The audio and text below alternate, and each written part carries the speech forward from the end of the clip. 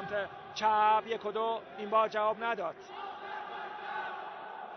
با طیبی.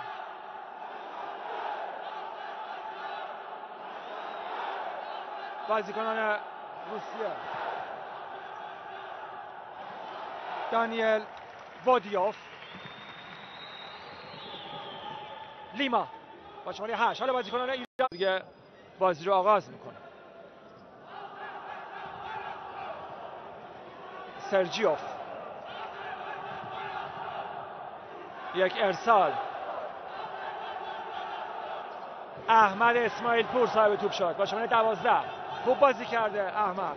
کلا بازیکن ما خوب بودن، ضمن که علیاصغر حسن‌زاده بازیکن شماره 7 ما در سال 80. یک گل از حسین طیبی و یک گل از حمید احمدی.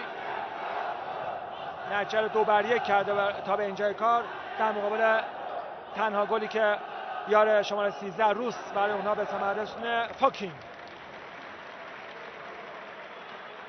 بازیکن اما ضربه‌اش از بالا دروازه به بیرون میره. سرگئی سلمیزن برای آلوز، رومرو آلوز بازیکن برزیلی روس ها.